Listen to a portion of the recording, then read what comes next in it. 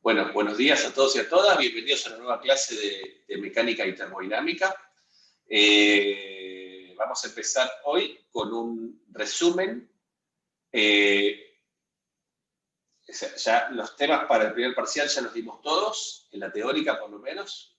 Así que, como yo les decía, mi idea hoy es darles un resumen para que tengan un paneo y tengan una especie de columna vertebral de la parte teórica de la primera parte, para que puedan estudiar y también para que después les sirva para el final, ¿está bien? Traté de más o menos recortar lo que a mí me parece más importante de cada tema, así que voy pasando, como siempre, cualquier duda que tengan me interrumpen y me preguntan, ¿sí? Entonces, empezamos con cinemática, diciendo con cinemática y en una dimensión, ¿sí? Nuestro primer objetivo es tratar de tener una descripción cuantitativa de los movimientos de las partículas.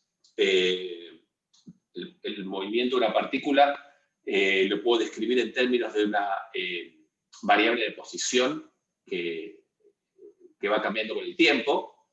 En una dimensión, en un movimiento rectilíneo como este que está acá, esa variable de posición alcanza con simplemente reportar una de las coordenadas cartesianas, ¿está bien? Entonces, lo primero que uno hace cuando tiene prueba cinemática es elegir un sistema de referencia para la posición y también un sistema de referencia para el tiempo. Es decir, digamos, las posiciones son relativas a un origen, entonces uno tiene que determinar exactamente cuál es el origen de esas posiciones.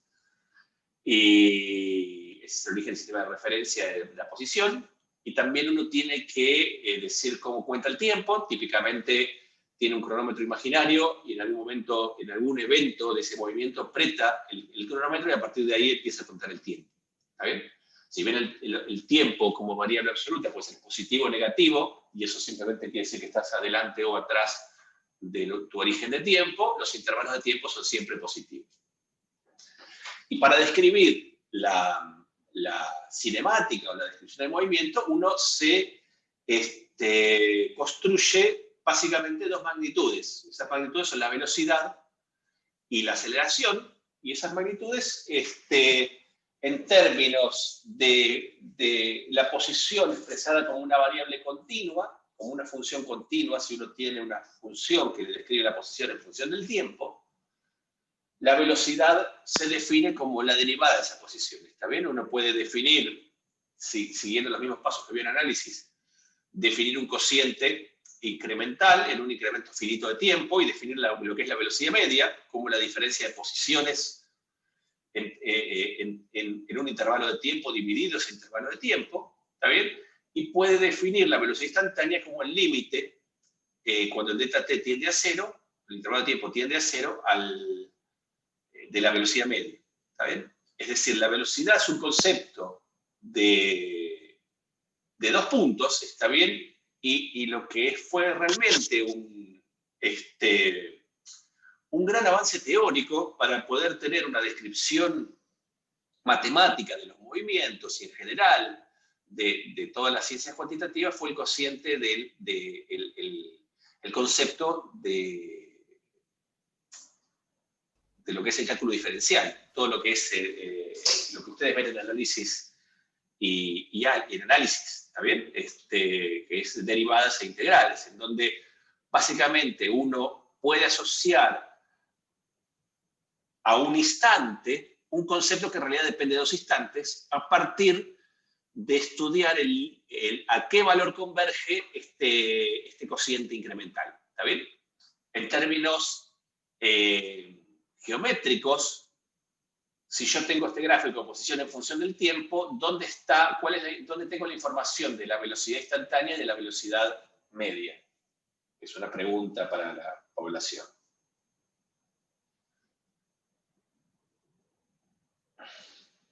La velocidad instantánea era la del límite cuando t tiende a cero. Exactamente. Delta t. Exactamente. ¿Qué sería la tangente de la pendiente de la recta tangente en un punto. ¿Está bien? Entonces claro, yo tengo una curva que me dice la posición en función del tiempo. En cualquier punto yo puedo tener una idea cuantitativa de la velocidad simplemente trazando la recta tangente y calculando la pendiente de esa recta tangente. en ese punto. ¿Está bien? Eso es lo que se conoce como la velocidad, es la derivada de la posición respecto al tiempo, y la anotábamos como X punto, ¿está bien? O sea, el punto en la notación en física es lo que usamos para caracterizar las derivadas temporales. ¿Sí? Y una cosita, y entonces la velocidad media, si mal no recuerdo, era o sea, la pendiente de una recta que conectaba esos dos puntos. Y como era muy poco preciso, porque pasaba mucho tiempo entre esos dos puntos, hacíamos el límite para eso, para que el tiempo sea más chiquito y sea más preciso. Y sea más preciso. Perfecto, está correctísimo lo que decís, Zoe, gracias. Lo que no entiendo es el comentario de Emma. Dice, en la tangente sí cuadrática. Digamos, la velocidad es la pendiente de recta tangente en cualquier condición. No importa si la posición en función del tiempo es cuadrática o no. O sea, cualquier función continua Sí. Sí, pero, perdón, pero si, por ejemplo, la posición se define como una función trigonométrica, entonces su derivada va a ser trigonométrica, con lo cual... Sí, por supuesto, pero lo que digo es la velocidad, está bien, digamos, después dado un caso particular, por supuesto, dada cualquier función, la velocidad va a ser la derivada de esa función, ¿está bien? Pero en general, sin importar cuál sea la función, alcanza con que esta función, posición en función del tiempo, sea continua y derivable. La velocidad, en cualquier instante, es la derivada de la posición. No importa qué función continua y derivable sea. Claro, ¿Me entendés? Después, sí. No, me refería a la forma. No, por supuesto. Digo, después son casos particulares, entiendo lo que decís, digamos, ahora. Claro. Pero si la forma es cuadrática, digamos, si la posición en función del tiempo es una función cuadrática, la velocidad va a ser una función lineal. Si la posición en función del tiempo es un coseno, la velocidad va a ser un seno a menos de un signo y así. ¿Está bien? Claro, buenísimo. Buenísimo. Bueno, después, si la velocidad, digamos, así como uno definía una magnitud para caracterizar los cambios en la posición, también podía definir una magnitud para definir los cambios en la velocidad. ¿Sí? Y de esa manera definía la aceleración. La aceleración media como la variación, el cociente entre una variación finita de velocidad dividido el tiempo que tarda en variar, y la aceleración instantánea como el valor al cual converge el límite de este cociente incremental. ¿Está bien? Es decir, la aceleración no es otra cosa que la derivada de la velocidad respecto al tiempo. ¿Sí? Entonces, si uno tiene un gráfico de velocidad en función del tiempo, análogo a lo que vimos recién, la aceleración la puedo encontrar como la pendiente de la recta tangente en cualquier punto en un gráfico de velocidad en función del tiempo. ¿Está bien? Entonces, la aceleración es la derivada de la velocidad respecto al tiempo, y como la velocidad es la derivada de la posición, entonces la aceleración también es la derivada segunda de la posición respecto al tiempo. ¿Está bien? De manera que si yo tengo un gráfico de posición en función del tiempo, ¿dónde tengo la información de la aceleración?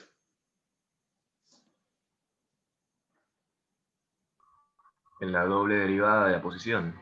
En la Es la segunda concavidad derivada de la posición, que es la concavidad, exactamente. Muy bien. Y para este gráfico que tengo acá arriba, ¿ustedes qué dirían? Que en este tramo que tengo graficado, ¿la aceleración sería positiva o negativa?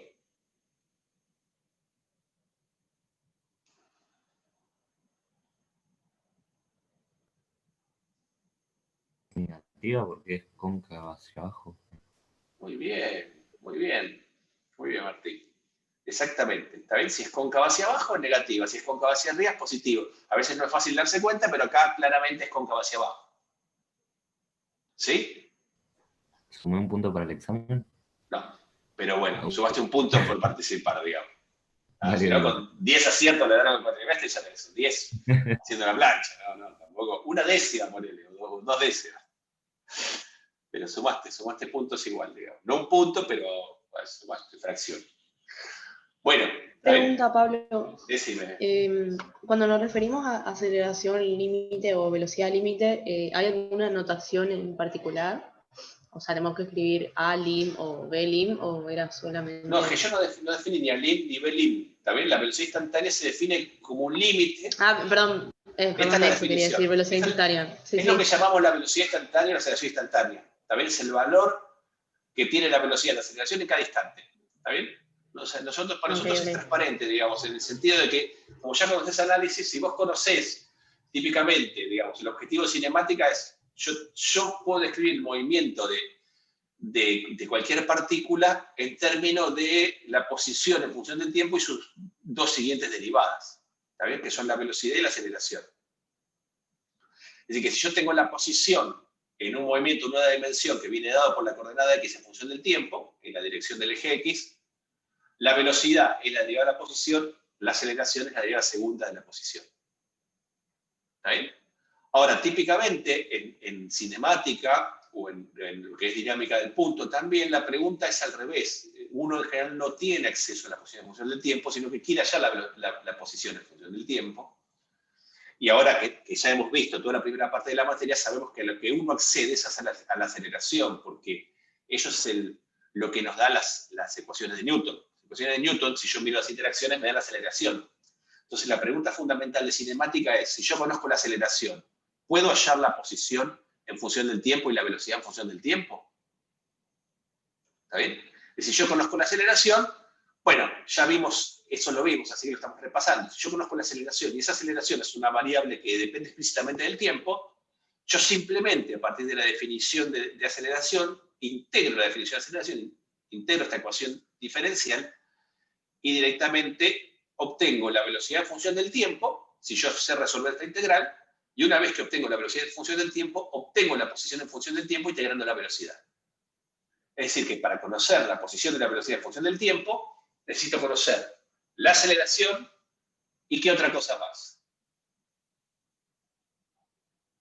Un valor inicial que te diga de dónde parte. Exactamente, lo que llamamos las condiciones iniciales. Fíjense que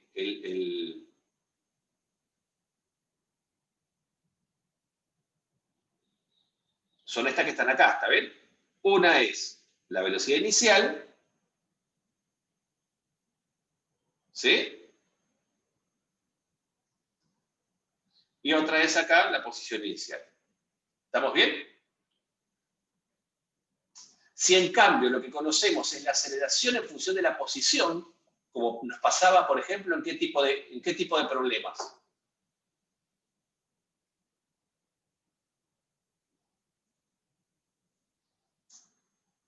¿En qué situación, en qué ejemplo que vimos al derecho y al revés, tenemos la velocidad?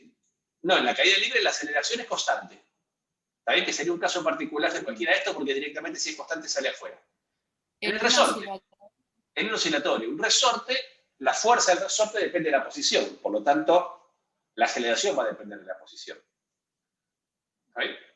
Entonces, si yo tengo la aceleración que depende de la posición, y yo quiero hallar, por ejemplo, yo puedo integrar, y yo tengo que la aceleración depende de la posición, pero a su vez la aceleración por definición es la derivada de la velocidad respecto al tiempo. Si uno quería integrar esta ecuación de movimiento, uno tenía que hacer un cambio de variable, sacar la derivada, ¿se acuerdan? Que era multiplicar y dividir por x. Esto lo usamos bastante en coordenadas polares, cuando integramos la ecuación del péndulo, por ejemplo, ¿sí? Entonces, acá tengo este dv a dt, lo puedo expresar como dv a dx por dx a dt, este dx a dt es la velocidad, y entonces este cambio de variables me permitía pasar de esta ecuación diferencial que yo no puedo integrar a esta ecuación diferencial que sí puedo integrar porque me queda en términos solamente de acá tengo tres variables, tengo x, tengo velocidad y tengo tiempo, y acá tengo x y velocidad. ¿Está bien? Entonces, si yo el diferencial de x lo paso multiplicando y después invierto el sentido de la desigualdad, del lado izquierdo del lado izquierdo integro en velocidad, del lado derecho integro en posición. ¿Está bien? Lo único que tengo que considerar es que cuando pongo los límites de la integral, esos límites están relacionados. Bueno, si yo integro esto, del lado izquierdo tengo esta integral, que ustedes ya la conocen. ¿Quién es esta integral?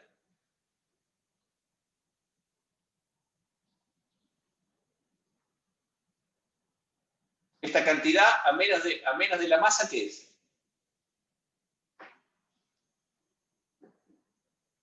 ¿A qué se parece?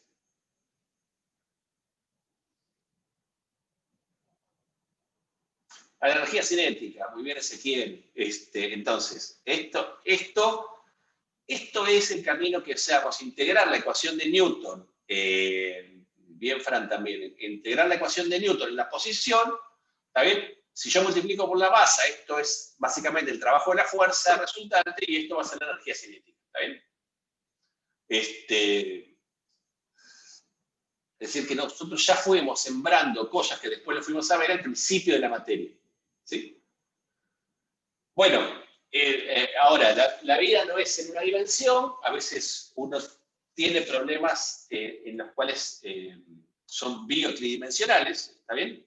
Conceptualmente en 2 o 3 dimensiones es lo mismo, así que si uno tiene ahora movimientos que no son rectilíneos, ¿sí? En ese caso la trayectoria no es una línea recta. ¿Qué era la trayectoria? ¿Se acuerdan?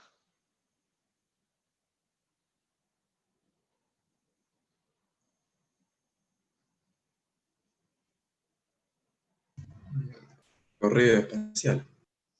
Perdón, no te escuché medio cortado. El recorrido espacial que hace la partícula. El recorrido espacial que hace la partícula, exactamente. La secuencia de las posiciones que van ocupando en el espacio. ¿Está bien? Entonces, si yo tengo la trayectoria, el vector velocidad, ¿cómo se representaba en un gráfico de trayectoria? Como un vector que era como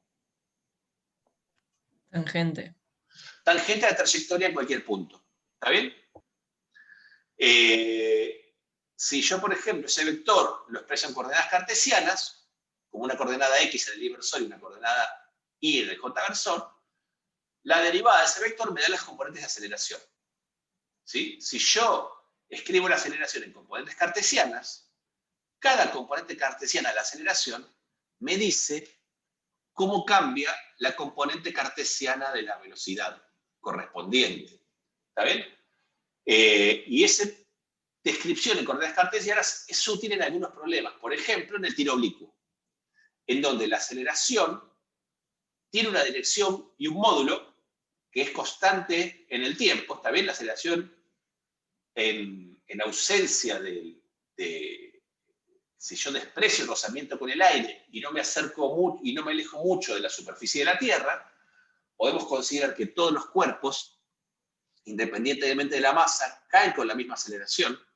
Esa aceleración es esta g apuntando para abajo. ¿Está bien? Y entonces, como la aceleración está siempre en el eje y apuntando para abajo, yo puedo usar tranquilamente las ecuaciones en coordenadas cartesianas, o sea, estas expresiones en coordenadas cartesianas, y sacar cómo evolucionan las velocidades y las posiciones en coordenadas cartesianas. Es decir, como yo sé que la coordenada x de la aceleración es 0, entonces la componente x de la velocidad va a ser constante en todo instante, y como la componente y de la aceleración es constante, la componente y de la velocidad se va a comportar como si fuera un MRV. Va a ser lineal con el tiempo, ¿está bien? Y bueno, si yo integro una vez más, la componente x de la posición va a ser lineal y la componente y de la posición va a ser cuadrática, y eso hace que esta trayectoria sea una función cuadrática. Bueno, eso ya lo vieron en el CBC, lo vieron en la práctica, lo vieron en la teórica, y ya lo conocen, ¿está bien? Lo que es un poco nuevo que vimos nosotros es, bueno, está bien, si yo expreso el vector en coordenadas cartesianas, a mí lo que me dice es cómo cambian cada una de las coordenadas cartesianas. Pero a veces, yo lo que quiero saber es, si yo tengo un movimiento acelerado, es si esa aceleración está dada porque varía el módulo de la velocidad o porque varía la dirección de la velocidad. ¿Está bien? O las dos cosas al mismo tiempo. Y en ese caso, para que la aceleración me diga qué es lo que está variando, si el módulo o la dirección de la velocidad, en lugar de representar la aceleración en coordenadas cartesianas, me convenía representar la aceleración en coordenadas intrínsecas. ¿Está bien? ¿Qué son las coordenadas intrínsecas? Son es descomponer estos vectores en una base bidimensional, pero esa base bidimensional es una base que depende del tiempo, y esos vectores intrínsecos eran el versor tangente y el versor normal. El versor tangente básicamente es el versor que va en la dirección de la velocidad, por lo tanto la velocidad siempre la escribo como el módulo en la dirección tangente, la dirección del versor tangente, Y el versor normal era la dirección que es perpendicular. ¿Está bien? Elijo una base ortonormal. Entonces, dado que la aceleración iba siempre hacia la parte cóncava de la trayectoria, eso lo habíamos deducido, entonces uno puede descomponer esta aceleración en componente normal y tangencial, y la componente tangencial, ¿está bien? ¿Qué es lo que me decía la componente tangencial de la velocidad? De la aceleración, perdón. ¿Qué información me daba?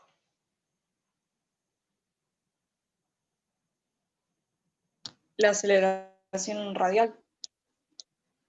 No. La tangencial era... No, bueno, la aceleración tangencial. La aceleración tangencial. ¿Pero qué me dice la aceleración tangencial? Los cambios de la magnitud. Los cambios en el magnitud, los cambios en el módulo de velocidad. ¿Está bien? Si yo tengo la componente tangencial de la aceleración, eso quiere decir que la velocidad está cambiando en módulo. ¿Está bien? La componente tangencial me informa de los cambios en el módulo de velocidad. Y la componente normal me informaba de los cambios en la dirección de la velocidad. ¿Está bien? Si yo no tuviera componente normal, toda la aceleración sería tangencial. En ese caso, el movimiento sería rectilíneo. Y entonces no estaría cambiando la dirección de la velocidad, sino solo estaría cambiando el módulo. ¿Está bien? Sí. Muy bien. Después, con esto terminamos cinemática. Después pasamos a dinámica. Básicamente, todo lo que es el corazón de la dinámica, ¿está bien? La teoría sobre la cual nosotros estudiamos lo que llamamos dinámica, es lo que conocemos como las leyes de Newton. ¿Qué son las leyes de Newton?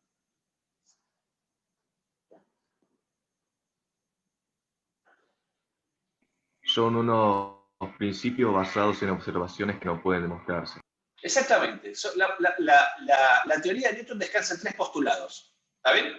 Que como dijo Rodrigo, son 3 postulados, son principios en los cuales uno no los puede demostrar lógicamente y por lo tanto los enuncia, los construye una teoría a partir de eso y esa teoría es válida en la medida en que las consecuencias de esos principios pueden verificarse experimentalmente. ¿Está bien? Bueno, de alguna manera postula, ¿qué dice eso? ¿Cuáles son, en resumen, si me pueden hacer un resumen corto, de qué es lo fundamental que dice cada uno de estos principios o leyes de Newton? La primera es que un cuerpo al que no se le aplica ninguna fuerza va a quedar ahí, digamos, no se va a mover. ¿Seguro? ¿Solo no se va a mover? No va a estar No va a cambiar acelerado. respecto a lo que yo tenía. Ah, bueno, No, no tiene, claro. Se mueve como acelerado. MRU. Se mueve como MRU. ¿Está bien? O Puede no estar sé. en reposo o en MRU. ¿Está bien? O sea, un cuerpo sobre el cual no actúa ninguna fuerza, o sobre el cual actúan varias fuerzas, pero la suma de ellas da 0, ¿está bien? Va a estar en reposo o en movimiento rectilíneo uniforme. Muy bien, ese es el principio de inercia. ¿Sí? La segunda ley de Newton, ¿qué me dice? Que la fuerza se va a multiplicar la masa por la aceleración. ¿Qué fuerza? La fuerza que total. ¿Qué será? La fuerza total. La resultante. La resultante, ¿está bien? La sumatoria de las fuerzas que actúan sobre un cuerpo es igual a la masa del cuerpo por la aceleración. ¿Está bien? Esto quiere decir que si un cuerpo, ¿está bien? Acá hay 2 cosas que son importantes. Primero, que un cuerpo siente una fuerza, ¿qué quería decir? ¿Cuándo un cuerpo siente una fuerza? ¿De dónde provienen las fuerzas? ¿De otro cuerpo? De otro cuerpo, de las interacciones con otro cuerpo. ¿Está bien? Entonces, hay veces que los cuerpos, por algunas características propias, interactúan, ¿está bien? Ya sea porque tengan masa y la fuerza de interacción es una fuerza gravitatoria, o porque tengan carga eléctrica y entonces interactúan por carga eléctrica o por magnetismo, ¿está bien? O por otras cosas que no conocemos, ¿está bien? Pero la cosa es que cuando un cuerpo ejerce una influencia sobre el otro, ¿Está bien? Es decir, ejerce una influencia quiere decir que la presencia de un cuerpo, ya sea cercana o lejana, provoca un efecto visible en lo que es el estado de movimiento de ese cuerpo. ¿Está bien? Eso Newton dice, bueno, ese efecto que le provoca, esa causa que provoca ese efecto en el estado de movimiento, lo vamos a llamar fuerzas. Las fuerzas van a ser una magnitud vectorial, ¿está bien?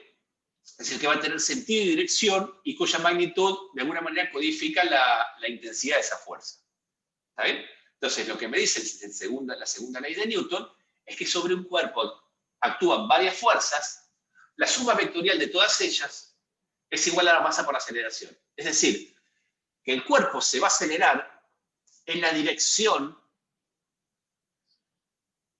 de la fuerza resultante que tenga aplicada. Y a su vez, la magnitud de la aceleración va a ser inversamente proporcional, va a ser directamente proporcional a la magnitud de la fuerza. ¿Está bien? O sea, cuanto más intensa la fuerza, más intensa va a ser la aceleración. Y la relación de proporcionalidad entre una y otra es un escalar que llamamos la masa. ¿Sí? Que es una medida de, dado una interacción, dado una fuerza resultante, la masa lo que me dice es, cuanto más grande es la masa, cuanto más le cuesta al cuerpo cambiar su estado de movimiento, es decir, cuanto más le cuesta acelerarse. ¿Está bien? Eso es un poco la interpretación de la segunda ley de Newton. Y la tercera ley de Newton, ¿qué me decía? Que si un cuerpo le aplica una fuerza sobre otro, el otro le tiene que aplicar la misma fuerza, pero en sentido contrario. Exactamente. ¿Está bien? Pero esas cosas son simultáneas. ¿Está bien? Quiere decir que las interacciones vienen de a pares. ¿Sí? Es decir, que cada vez que dos cuerpos interactúan, los dos ejercen fuerza mutuas, que esas fuerzas son iguales y opuestas. ¿Está bien? Es decir, que si estas dos fuerzas provienen de la misma interacción, F12 es igual a menos F21 en el sentido vectorial. Es decir, que tiene el mismo módulo, la misma dirección y solo tiene el sentido opuesto. ¿Sí?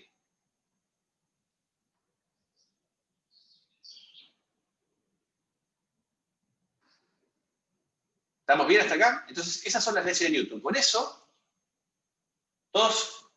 ¿Alguna pregunta más de acá, chicos y chicas? No. Ok. Muy bien. Entonces, nosotros con eso podíamos resolver distintos tipos de problemas. Teníamos problemas de uno o más cuerpos interactuantes. ¿Está bien?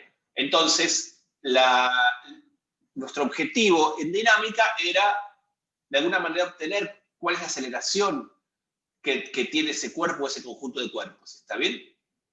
O cuáles eran los valores de la fuerza para que ellos se mantengan en equilibrio. ¿Está bien? Acá hay un ejemplo que ya lo conocen de memoria, dos ejemplos. ¿Está bien? Yo tengo dos cuerpos, uno arriba del otro en reposo. Entonces, uno lo que hace para estudiar por la dinámica es hacer lo que se llama un diagrama de cuerpo libre, es decir, separar los cuerpos en forma imaginaria, mirarlos de a uno individualmente, ir poniendo, analizando las interacciones, todas las fuerzas que actúan sobre cada uno de los cuerpos. ¿Está bien? Entonces, acá uno tiene los pesos, que son la interacción gravitatoria de esos dos cuerpos con la Tierra, la fuerza de contacto con el piso y la fuerza de contacto entre ellos. ¿Está bien? O este cuerpo, que tiene un cuerpo en el plano inclinado, tiene dos fuerzas, la fuerza de interacción gravitatoria y la fuerza de contacto con el plano inclinado, que es la fuerza normal, que es perpendicular a la superficie de apoyo. Si yo tengo dos fuerzas que no son iguales y opuestas, entonces este cuerpo se va a acelerar en la dirección de la fuerza resultante. ¿Está bien? Entonces, la forma de resolver un problema de dinámica era primero con un diagrama de cuerpo libre, después elijo un sistema de referencia. ¿Está bien? Ese sistema de referencia es un sistema de referencia en el cual yo puedo escribir esta ecuación vectorial. ¿Está bien?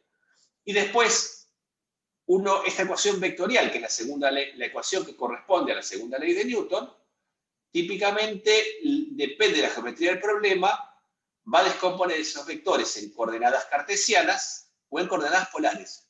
¿Está bien? Si lo escribo en coordenadas cartesianas, me quedará que la suma de fuerzas en cada una de las componentes cartesianas es igual a masa por la componente cartesiana de la aceleración, y los mismos polares. ¿Está bien? La única diferencia es que si yo tengo un vector posición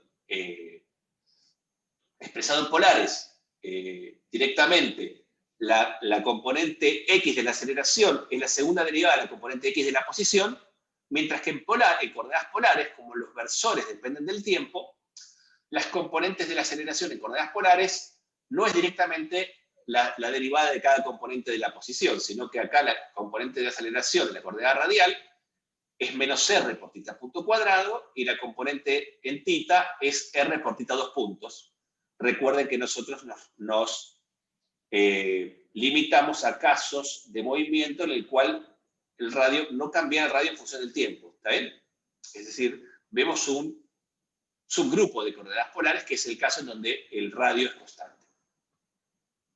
¿Sí? Hicimos varios problemas de esto, tanto en coordenadas cartesianas como en polares. Vimos el péndulo, vimos el casquete esférico, y ese tipo de problemas, y también vieron problemas en la práctica, ¿está bien?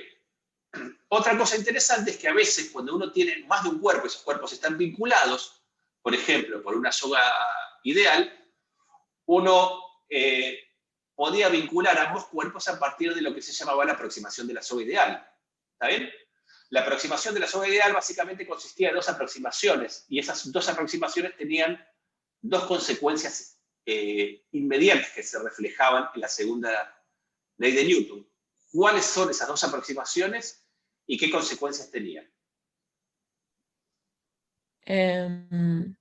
Una era que la soga era inextensible, entonces nos relacionaba la posición de los dos cuerpos. Y como nos relacionaba la posición, también lo hacía la aceleración, entonces los dos cuerpos tenían la misma aceleración. Ok, exactamente. Es que exactamente, si estos dos cuerpos están vinculados por una soga, el hecho de que la soga sea inextensible quiere decir que los dos extremos de la soga, y por lo tanto los dos cuerpos, se mueven con la misma velocidad y en consecuencia con la misma aceleración. ¿Está bien? Y como dicen acá, tanto Emma como Fran, la otra aproximación es que la masa de la soga es despreciable. Y si la masa de la soga es despreciable, ¿qué consecuencias tenía sobre la dinámica de la ecuación? Que la tensión que sufría la soga es la misma. Exactamente, que la tensión que hace la soga en ambos extremos, o que sufría, esta T1 y T2, que en principio deberían ser distintas, si la masa de la soga es despreciable, T1, o sea, la soga hace la misma fuerza a sus extremos. ¿Está bien? Y esto es un poco lo que vimos. ¿Sí? Después había... Perdón. Decime, Sol. No, que... No sé, como que en el de la inextensible como que lo re puedo ver. Sí. Y en la de masa despreciable lo puedo entender y te lo puedo decir, bla, bla, bla, lo veo en las ecuaciones, pero como que no me parece intuitivo en la vida, como que me parece muy raro, no sé, no puedo verlo. Ok, mira, no sé cuánto te puedo ayudar ahí, porque... Sí, ya pregunté bastante esto, pero creo que no pasa digamos, las consecuencias se ven de esta ecuación. ¿Bien? Vos en principio planteás la ecuación de Newton para la soga. Sí. Y si la masa despreciable te queda... Ok. Básicamente lo que está diciendo es que si la masa de la soga es despreciable, entonces una soga despreciable actúa como una transmisión de tensiones. ¿Está bien? O sea, la fuerza que hace este cuerpo es casi como si esta soga no estuviera. ¿Está bien? Básicamente. Eso transmite la fuerza de una manera súper eficiente. Ok. Probablemente tampoco te ayude, pero tampoco sé qué más decir. Voy a tener que creerlo nomás. Sí, no sé. Creerlo, charlarlo con la psicóloga, ¿viste? Porque, no sé, yo no se me ocurre cómo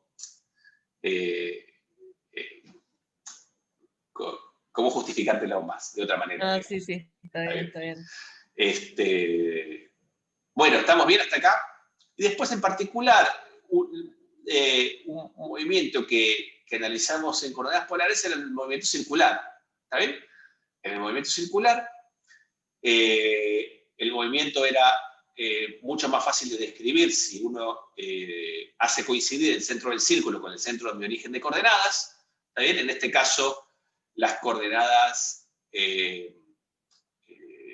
polares es el reversor que va en la dirección del radio, en la dirección del vector posición, ¿está bien? Que es esta dirección que va acá, es la coordenada radial, y el tita versor, que es perpendicular, que coincide con la dirección en el movimiento circular, coincide con la dirección tangencial. ¿Está bien?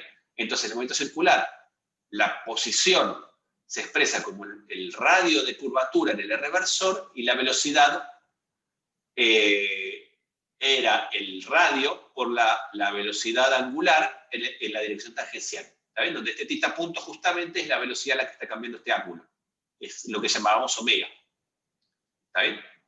Con lo cual, esta velocidad, que es la velocidad como la definimos siempre, en este contexto se le suele llamar velocidad tangencial, y el módulo de esa velocidad tangencial es R por omega. ¿Está bien? O sea, la relación entre la velocidad angular y la velocidad tangencial viene dada por el radio.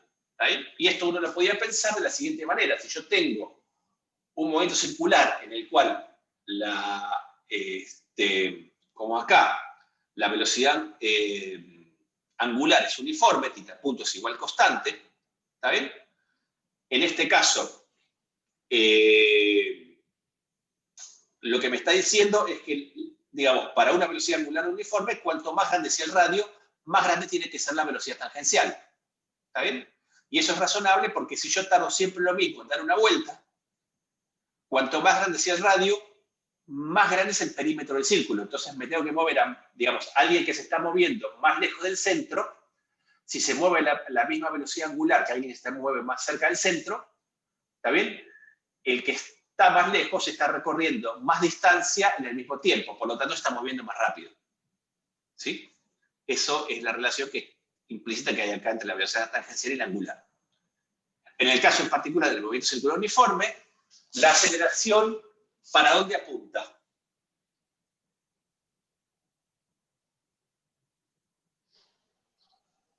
Hacia el centro de la circunferencia.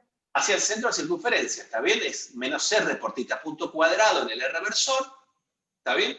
Justamente, como el módulo de velocidad es constante, no hay cambios en el módulo de velocidad, entonces no tengo por qué tener componente tangencial de la aceleración. Entonces la aceleración es todo normal, va hacia el centro, y es lo que llamamos aceleración centrípeta. ¿Sí? Que la podemos escribir en términos de la velocidad angular, como la dedujimos de coordenadas polares, pero si usamos la relación entre el módulo de velocidad tangencial y el módulo de velocidad angular, también la podemos escribir como menos b cuadrado sobre r, es decir, en términos de la velocidad tangencial. ¿Está bien? Quiere decir que cuanto más rápido gira, ya estoy con vos, Rodrigo, cuanto más rápido gira, más acelerado está. ¿Está bien? Porque está cambiando la dirección de la velocidad, la está cambiando más rápidamente. Decime, Rodrigo. No sé si es un poco lo que estás hablando recién, digo, la velocidad, o sea, si tengo un objeto, ¿no? Cuanto más alejado está, mayor es la velocidad tangencial, pero cuanto más cerca está, mayor es la aceleración centrípeta, ¿no? Tenés que dejar, a ver, es un poco, cuanto más cerca está, para una dada velocidad, mayor es la aceleración centrípeta. Tenés que tener cuidado con esto, ¿está bien? Porque si lo que está fijo es tita punto cuadrado, la aceleración centrípeta es siempre la misma, independientemente a qué... O sea, ¿está bien? Porque si vos cambiás el radio de giro, cambia la velocidad también.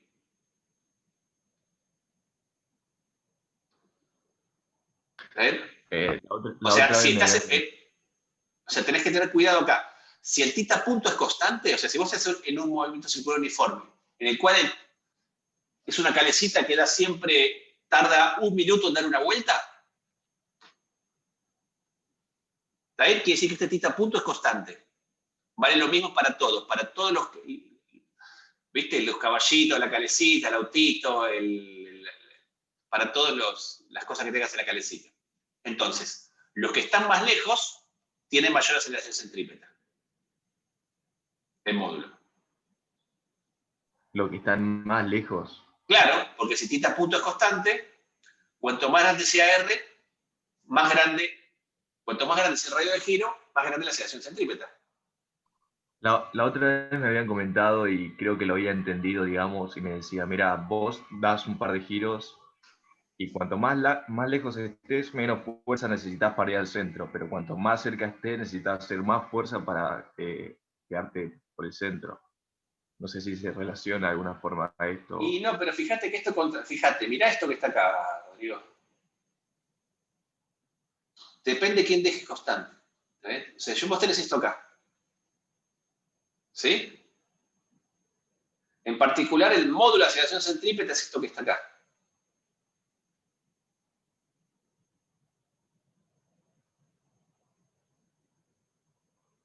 Si la velocidad de giro es constante, o sea, si θ punto es constante, vos te movés a razón de, no sé, una vuelta por minuto, una vuelta por cada 30 segundos, no importa, lo que sea, pero el valor esté constante.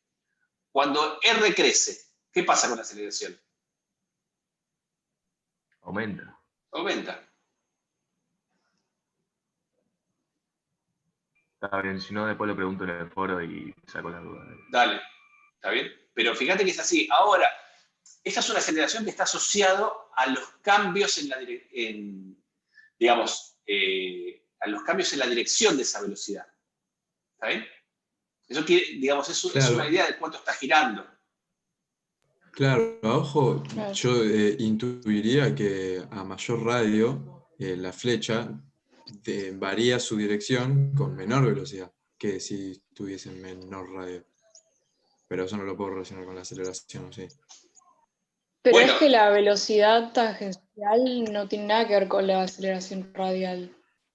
En todo caso, tendrías que ajustar la aceleración radial para poder mantenerte en el mismo círculo, Bueno, pero con distintos radios. Esta aceleración radial lo que te está diciendo es cómo cambia el ángulo, la dirección de esa velocidad. Claro, al ver un círculo más grande, yo veo que la flecha cambia su dirección mucho más lento que un círculo más chico. ¿Sí? ¿Te parece? Y para dar una vuelta en la misma cantidad de tiempo a un círculo grande y un círculo chico, sí. A ver, acá lo que está diciendo es que estás confundiendo. Si yo voy aumentando el círculo, el que está más afuera se mueve con una velocidad cada vez más grande. ¿Está bien? Claro, Pero ese cambio del módulo de velocidad tangencial no quiere decir que yo esté acelerando. Son dos movimientos distintos. ¿Está bien? Claro. Nosotros la aceleración de la que estamos hablando es un tipo que se está moviendo en círculos. Entonces, dado dos tipos moviéndose en círculos con la misma velocidad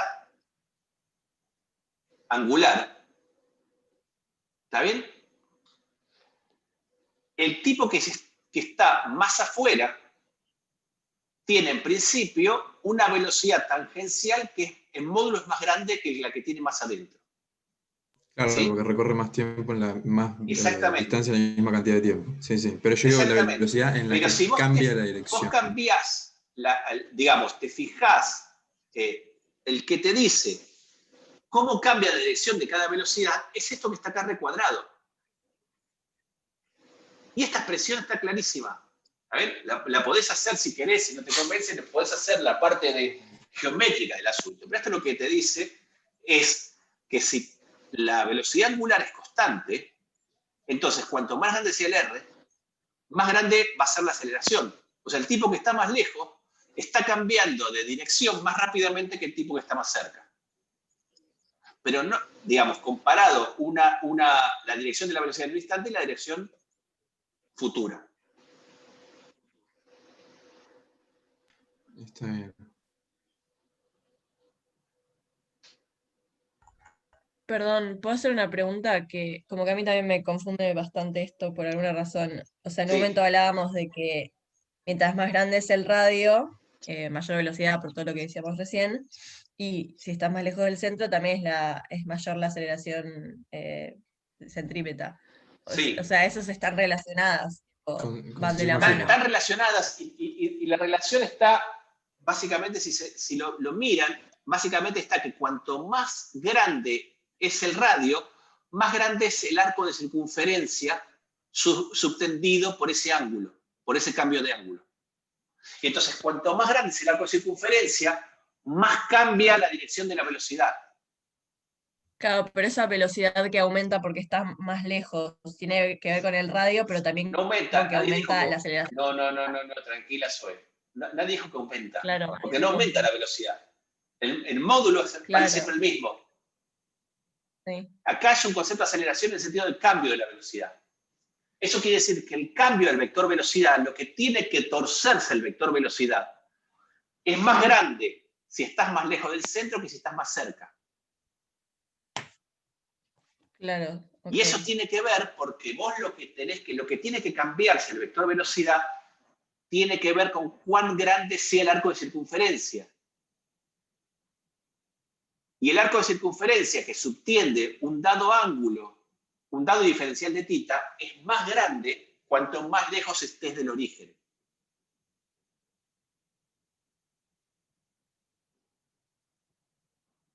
Es un problema puramente geométrico. Sí, siempre me costó verlo igual, como que particularmente me costó. Sí. Lo podemos, a ver si yo lo puedo dibujar acá. Y vos lo que, perdón, o sea, pero si yo tengo... lo que decís es que... Sí, decime. No, que, o sea, perdón. Entonces el cambio, según cómo va barriendo, un módulo de velocidad que es más grande, que eso cambiaría más que uno más chico. Sí, exactamente, porque si vos te fijás, lo que fue barriendo. Exactamente, digamos, cuanto más grande sea el módulo de la velocidad tangencial, ¿sí? En este contexto, o sea, cuanto más lejos estés, más grande tiene que ser el módulo de la velocidad tangencial, y eso tiene consecuencias sobre cuán rápido tiene que estar cambiando la dirección de la velocidad. Exactamente. Eso quiere decir que esta aceleración depende del módulo de velocidad. Pero al final, digamos, Buenísimo. cuanto más lejos estás, necesitas O sea, la más o menos... claramente tiene que estar más grande, pero bueno. Pero yo entiendo, sí, entiendo. A ver, se lo voy a hacer en un dibujo. Porque, a ver, yo lo que entendí es, más lejos estás, menos fuerza necesitas. Más cerca estás, más fuerza necesitas.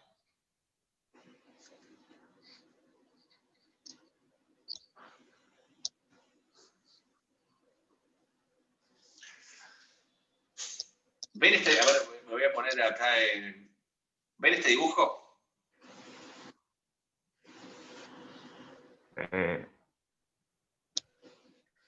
Yo acá tengo un momento circular y tengo algo que en un determinado diferencial de t barre ese pequeño ángulo, digamos. ¿Está bien? Entonces vos fíjate que cuanto más grande es el radio, más grande es el arco de circunferencia.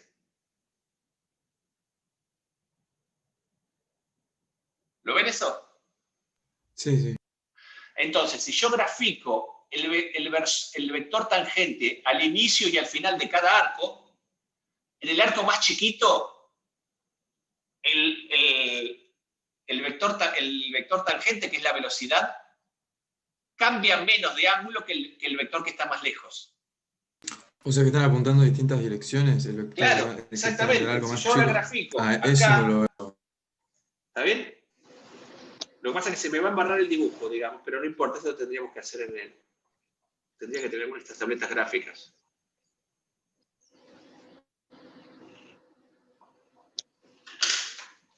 Que no tengo.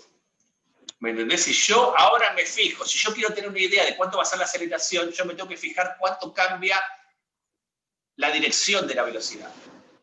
¿Está bien? Y para fijarme cuánto cambia la dirección de la velocidad, yo tengo que fijarme cuál es el cambio de ángulo entre el vector velocidad al principio del intervalo y al final del intervalo.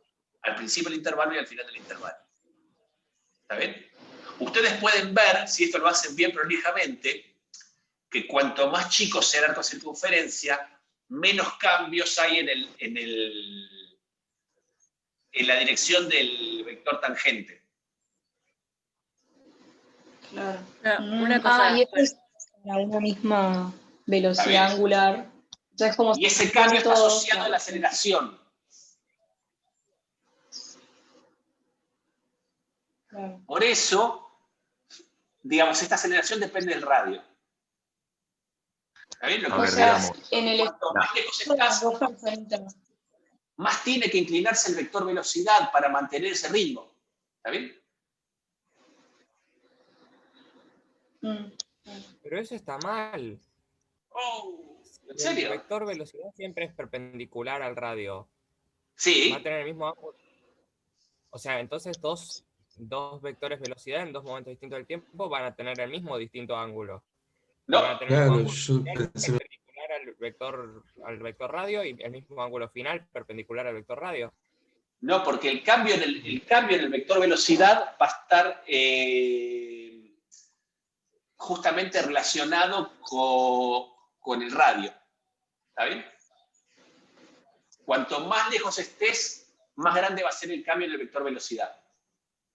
O sea, el cambio en el vector velocidad, en la dirección del vector velocidad, no es exactamente el mismo ángulo que el cambio en el...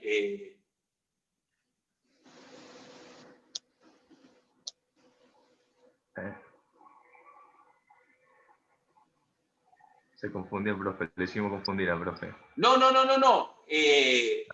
sé cómo explicarme, pero, digamos, está en la misma, digamos, cuando vos sacás también cómo cambia el versor posición, también el versor posición, acordate que cuando vos sacás cuánto cambia proporcional a tita punto, digamos. ¿Sí? Vos dijiste recién que la aceleración centrípeta va a ser siempre la misma, ¿no? No, a ver, yo lo que digo es, si vos fijás el radio, si el tita punto es constante, la aceleración centrípeta es constante. Ahora, para una dada velocidad angular, tita punto constante, cuanto más grande sea el radio, más grande es la aceleración centrípeta. Como en este movimiento el módulo de la velocidad no está cambiando solo la dirección, eso quiere decir que cuanto más lejos estés, más rápido está cambiando la dirección del vector velocidad. Pero eso es para un tita constante, digamos. Para un tita punto constante, exactamente. Okay. Algo tenés que dejar constante. Entonces, profe, en tu ejemplo de las dos personas que se están moviendo en círculos, la persona, o sea, están las dos alineadas, por así decirlo, por el tita punto es el mismo. Es como si vos tuvieras dos personas en una calecita, y una está más cerca del centro y otra está más lejos. Está más cerca del borde. Claro, es que si el tita punto es el mismo, ya está, tiene el mismo periodo, la misma frecuencia, entonces estarían como alineados. Claro, bueno, o sea, en esas circunstancias es comparable. Claro. Si varía el tita punto y varía el R, para bueno. mantener el mismo centro, el otro tiene que compensar cambiando su velocidad más. Uno estaría caminando y el otro estaría corriendo. Pero los dos tienen el mismo periodo. Ahí entendí. No entendí la parte que uno estaría caminar. No, yo no te seguí, más. No, o sea, si tenés la misma velocidad angular, quiere decir que tu periodo es el mismo. Sí, entonces, exactamente. Si vos estás más lejos, sí. un amigo un poco más cerca del centro, tu amigo va a poder seguir con una velocidad, o sea, supongo que podrías seguir el recorrido caminando, mientras que vos tendrías que recorrerlo trotando un poquitito para poder... Claro, porque uno en la misma cantidad de tiempo recorre más distancia que el otro, pero aún no veo cómo el barrido de las direcciones de la velocidad difieren, si siempre son 90 grados con respecto al radio. Claro, pero también... Claro, pero fíjate respecto a la circunferencia. Como que imagínate que está girando el vector y que mientras gira como que deja una estela de color. Sí, ahí vi eso. Y si imaginas eso, te vas a fijar que la estela es gigante respecto a la otra. Porque como que va cambiando su ángulo, tiene que cambiar muy rápido para mantener el mismo tita punto.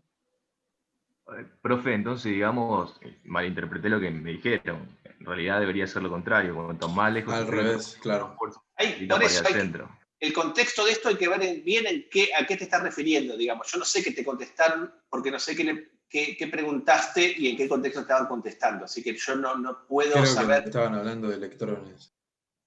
Era el del astronauta, que lo hacen girar y que decía las patas tienen menor aceleración que la cabeza. Y a mí dije, ¿cómo puede ser? Porque, a ver, no me cierra. Y me dijeron algo y yo interpreté eso. Pero ahí es, digamos, ahí es distinto, porque ahí en un problema de esos giros, el tita punto depende del radio, digamos. ¿Está bien? Cuanto estás más cerca, cuando vos tenés un problema con una fuerza central, tenés una, digamos,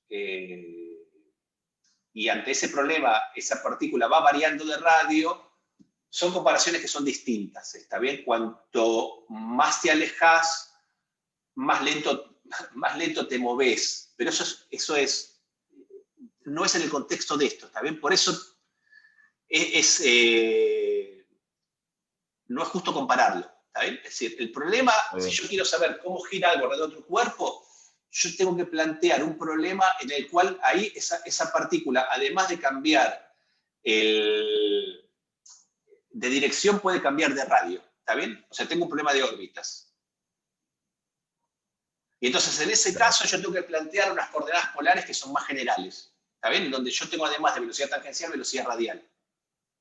Entonces, cuando yo tengo todo eso mezclado, ahí eso lo vamos a ver ahora, se conserva, no lo vamos a ver, una cantidad que se llama momento angular, que no la vemos, y si se conserva el momento angular, hay una relación entre la velocidad de giro y el radio, digamos, ¿está bien? O sea, que te vinculan la velocidad radial y la velocidad tangencial. Pero acá no tenemos velocidad radial, porque estos movimientos son circulares, ¿está bien? Tienen el radio fijo. Entonces, si nos metemos para ahí, nos metemos en otro problema, que no es este problema. Buenísimo, ya. ¿Está bien? Entonces, en ese contexto, la respuesta es distinta.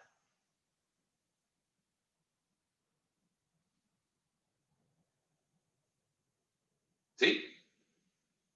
Perdón, sé que todos queremos seguir, pero Dale. me quedó lo del astronauta atado con los pies a la cosa que gira. La cabeza tiene más aceleración, porque ahora no encuentro el ejercicio que hicimos. Tenía más aceleración que las piernas, ¿o no? Creo que el astronauta está al revés, que estaba con la cabeza para adentro. No sé si era así. Creo que estaba atado a las patas. Bueno, si supongamos que está atado a las patas, la cabeza tiene más. Sí, seguro el ejercicio era eso, que digamos, el radio estaba fijado a la altura de los pies del astronauta, al principio. Después te preguntaban respecto a la cabeza, que era 2 metros más arriba, algo así. Sí, mejor lo dejamos para el foro. Dale. Si quieren lo dejan para el foro, lo vemos en la clase que viene, ¿está bien? Pero, digamos, si yo tengo algo que está girando, imagínate algo que está girando y está girando tita punto igual constante y los pies están en un radio y la cabeza está en un radio mayor, si el tita punto es constante, la cabeza va a tener mayor aceleración que los pies si están más lejos. Entonces, lo que esté más lejos del centro tiene mayor aceleración centrípeta que lo que esté más cerca. En un movimiento circular uniforme. Es decir, si yo tengo tita punto constante, cuanto más grande es el R, más grande es la aceleración. ¿Está bien? Pero bueno, si quieren, miramos o los hacen en el foro o lo traen en la clase que viene o si lo traen ahora y tenemos tiempo, lo vemos, ¿está bien? Pero discutamos las cosas en el contexto adecuado, así no mezclamos conceptos, ¿les parece? Sí, perfecto. Muy bien. Entonces, si el movimiento circular es no uniforme, ¿sí? Entonces ahora la velocidad también la escribo como R por tita punto, pero este tita punto ya, si el movimiento circular no es uniforme, este tita punto no es constante, el módulo de la velocidad no es constante, y entonces la aceleración tiene una componente radial, que es menos R por tita punto cuadrado, que le faltó un cuadrado. ¿Está bien?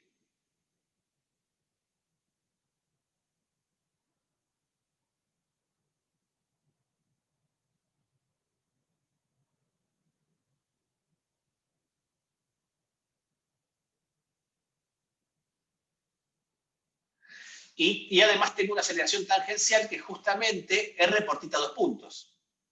¿Está bien? O sea, tengo una aceleración tangencial que directamente es la derivada de la velocidad angular. ¿Está bien? Es decir, que si la velocidad angular no es constante, la aceleración angular no es constante y eso hace que yo tenga una componente tangencial de la aceleración y por lo tanto la velocidad, además de variar en dirección, también va a variar en módulo.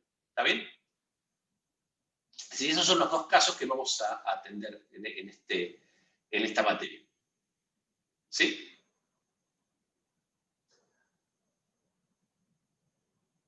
Muy bien. Lo otro que vimos es el movimiento circular. Perdón, el movimiento oscilatorio. ¿Está bien? El movimiento oscilatorio, básicamente, ahora lo que queríamos ver es qué pasa cuando tengo una fuerza dependiente de la posición. ¿Sí? El caso más simple es cuando tengo un resorte ideal, es un resorte de constante elástica K, longitud de reposo L0, un resorte de masa despreciable, y cuya fuerza es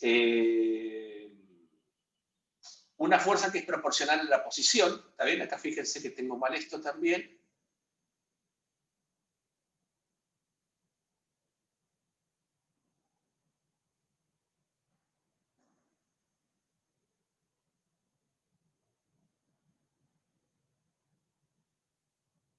¿Está bien? Es una fuerza que es, si yo hago coincidir el origen de mi sistema de referencia con la posición en reposo del resorte, la fuerza elástica la puedo escribir como menos K por X en la dirección del eje Y. Entonces, en este caso muy sencillo, si yo escribo las ecuaciones de Newton, la ecuación de Newton en la dirección del eje X, me queda esta ecuación que estamos acá, que es una ecuación diferencial lineal, homogénea, de segundo grado, ¿está bien? Y habíamos visto que la solución a esta ecuación es una solución oscilatoria, que era básicamente el coseno de la raíz cuadrada de lo que tenemos acá, o sea, si a esto lo llamamos omega cuadrado, la solución es una amplitud por el coseno de omega t, más una fase, ¿está bien? Y cuánto varía la amplitud y cuánto varía la fase lo podíamos sacar en términos de las condiciones iniciales. ¿Está bien? Esto es algo que hicimos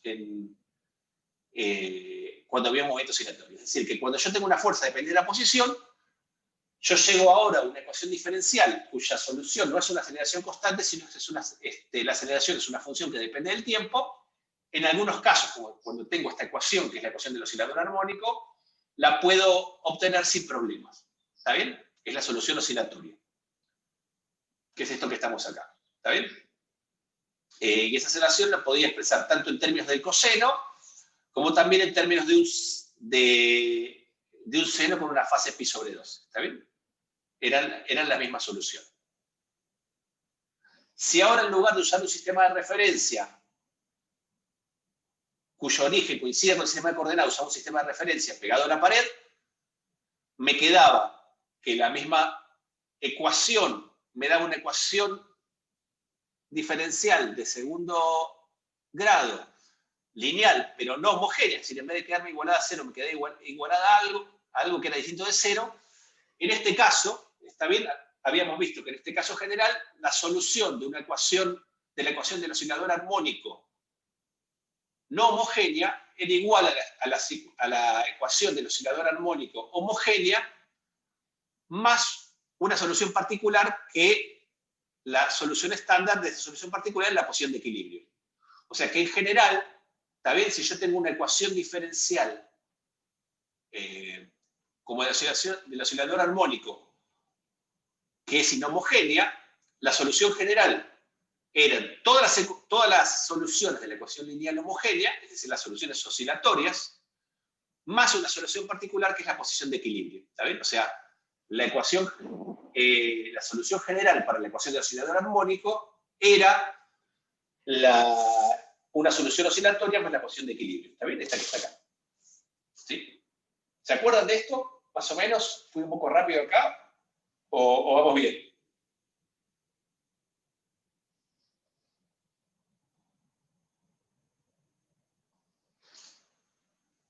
Perfecto, entonces esto era un poco lo que teníamos de oscilatorio, ¿está bien? Es decir, la parte de movimiento oscilatorio simplemente es seguimos en el marco de la dinámica de la segunda ley de Newton, pero nos quedan unas ecuaciones diferenciales en donde la solución no es una aceleración constante, sino que la solución es una solución oscilatoria.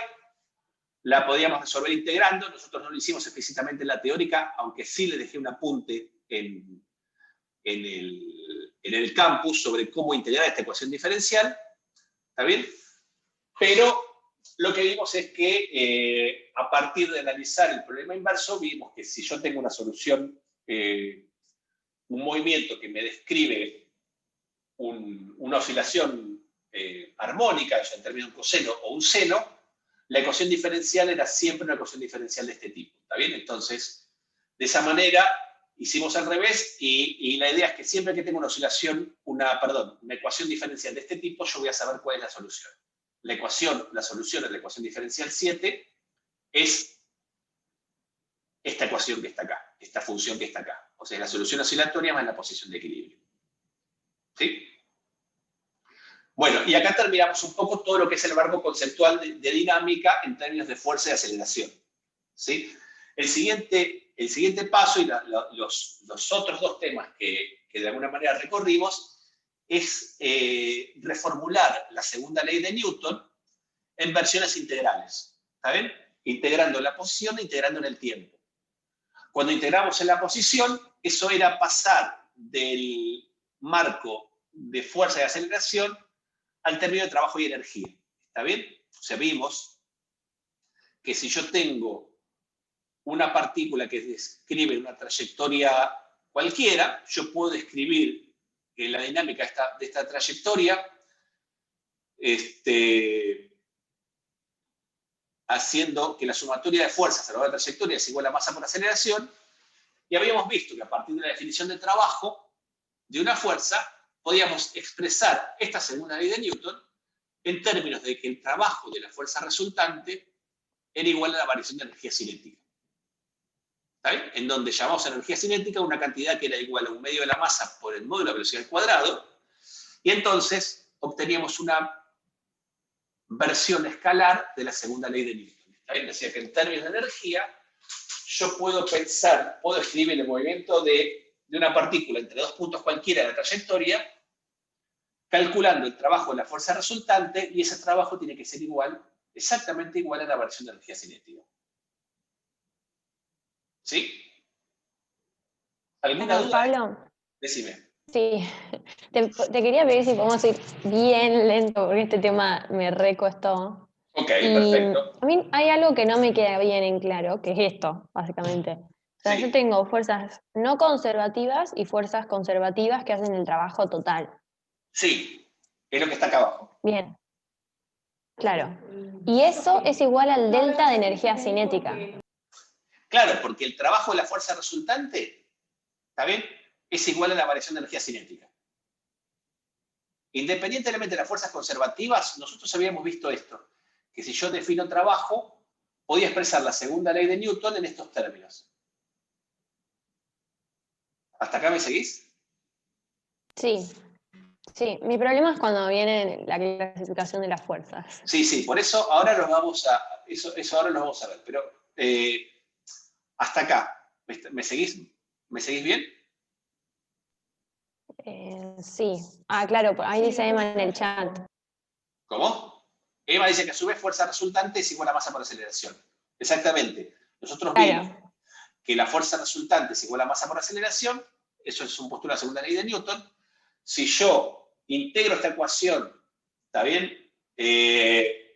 Y hago, digamos, integro el producto escalar de la fuerza por el desplazamiento, eso es el trabajo, y del lado derecho me queda que si yo hago esa integral, me quedaba la variación de energía cinética.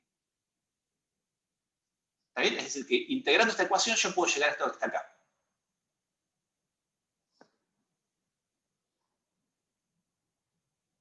¿Hasta acá me seguís? Bien.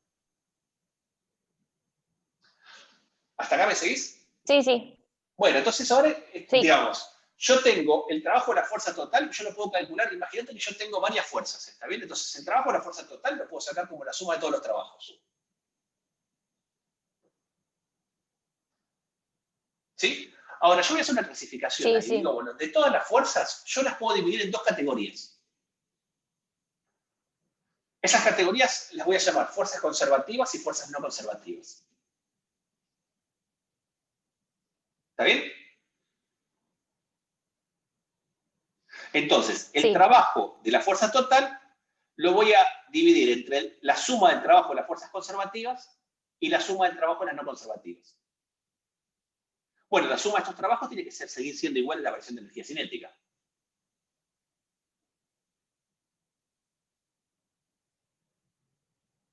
Bien. ¿Estamos bien hasta acá? Ahora, ¿qué hace que una fuerza sea conservativa? ¿Cuándo una fuerza es conservativa?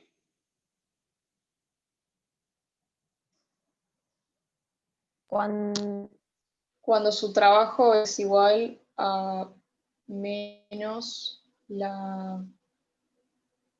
Creo que era menos la integral de la fuerza. Va a haber una energía potencial. Cuando esa integral no dependía de la trayectoria. O sea, el trabajo de una fuerza. Claro, es. Si la integral, que es el cálculo del trabajo, no depende de la trayectoria. O sea, dependía siempre de una cantidad inicial y esa cantidad final. Es decir, si el trabajo de la fuerza lo puedo expresar como menos la variación de una cantidad que la llamo energía potencial. ¿Está bien? Claro. Eso pasaba siempre y cuando pueda escribir a la fuerza como menos la derivada de esa energía potencial. O sea, una fuerza es conservativa si yo la puedo derivar de una energía potencial. Si yo la puedo derivar de una energía potencial, entonces cuando yo calculo el trabajo me queda siempre como la variación de una energía potencial. Es decir, que no depende de la trayectoria. Eso es lo que me define una fuerza conservativa. O sea, tengo fuerzas cuyo trabajo lo puedo expresar de esta manera y fuerzas cuyo trabajo no lo puedo expresar de esa manera. Empecé a marear yo, profe. Claro, yo no entiendo. A mí como que no termino de entender por qué no dependería de la trayectoria. Sí, ¿Por qué no depende? ¿Por qué no depende de la trayectoria? Lo demostramos para el caso del peso y de la fuerza elástica. Sí, me acuerdo, fue cuando hicimos todo ese despeje. A veces yo como que entiendo matemáticamente lo que pasa, pero no físicamente. Claro. Digamos. Claro. Bueno, por lo pronto la fuerza normal, si estás en un tramo que tiene un montón de... Si estás en una colina, por ejemplo, la fuerza normal va a ir cambiando y eso sí va a depender de la trayectoria. La fuerza normal ahí va a ir cambiando, pero en general la fuerza normal si se desplaza, si es perpendicular al desplazamiento, tampoco va a hacer trabajo en ese caso, ¿no? Claro. Bueno, justo la normal es un ejemplo de porquería porque pero la fuerza de rozamiento no hace trabajo. Claro, pero la fuerza de rozamiento sí. Porque es perpendicular. Claro, eso sí. Sí, en todo caso, como que no sería lo mismo la fuerza de rozamiento en subida que en bajada. Claro. Pero el peso siempre es el mismo. Si está subiendo, si está bajando, si está volando. Entonces, básicamente, si yo una fuerza la puedo derivar, la puedo sacar como menos la derivada de un potencial, entonces esa fuerza es conservativa.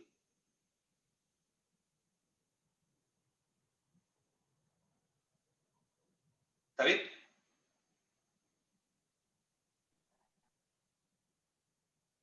Sí, creo que por ahora opto por creerte y después veo si me termino de convencer. Ok, tampoco me tenés que creer, digamos. Simplemente, a lo sumo no podés, si querés hacer la conexión entre esta parte matemática y una parte física que no sé si te la puedo acercar más de lo que te la estoy acercando. ¿Está bien?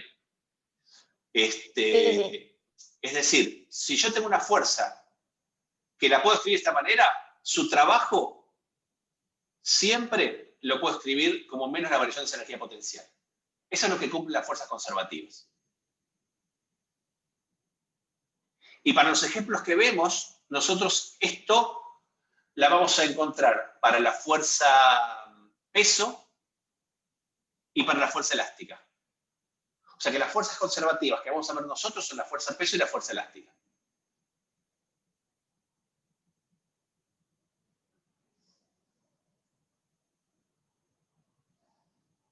basta con decir eso para poder responder si es conservativa o no conservativa. Decimos esta es elástica, entonces es conservativa por tal motivo, pero es elástica, me lo confirma, y con gravitatoria lo mismo. Bueno, para la elástica y para la conservatoria nosotros lo que mostramos es que ambas fuerzas las podemos escribir como menos la derivada de una función escalar, que es la energía potencial. Y además demostramos que su trabajo no depende de la trayectoria, sino que depende, o sea, no basta invocar eso, sino que uno puede probar esto que está acá, que es la definición misma de energía potencial. Esta es la definición de energía potencial. Si yo la fuerza la puedo escribir como menos la derivada de energía potencial, entonces el trabajo de la fuerza no depende de la trayectoria, depende de las posiciones finales e iniciales. Y de una cantidad que es la misma evaluada al final y al inicio de la trayectoria. Eso lo puedo hacer para la fuerza peso, lo puedo hacer para la fuerza elástica, pero no lo puedo hacer para la fuerza rozamiento. ¿Está bien?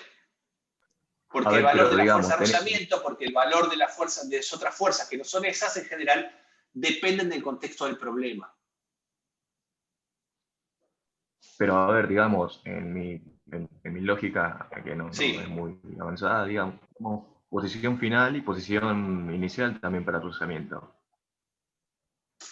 Claro, pero si vos, digamos, yo agarro dos trayectorias que empiecen y terminen en el mismo punto, ¿está bien?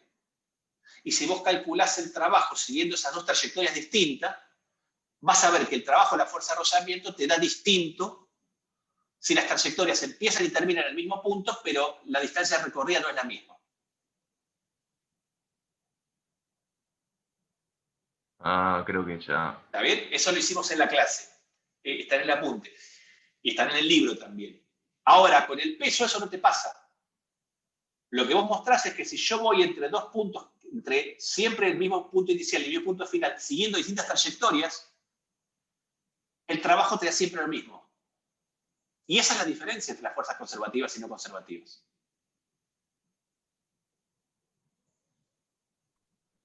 Y voy a creer. No hace falta creerme. Lo podés demostrar matemáticamente. ¿Está bien? O sea, no es un acto de fe lo que busco, digamos. No es necesario que me crean. O sea, está demostrado en el libro y está demostrado en los apuntes. Ejemplo, a ver, digamos, tengo un objeto, ¿no? Y cae hasta un cierto espacio y vuelve a subir. Gravitatoriamente, eso es una energía no conservativa, pero yo pienso lo mismo, digamos, de una fuerza de rozamiento. Rodri, está bien. Primero, no cae en cierto espacio, cae hasta una cierta posición y vuelve, en todo caso. Después, la energía no es una energía conservativa. Lo que son conservativas son las fuerzas.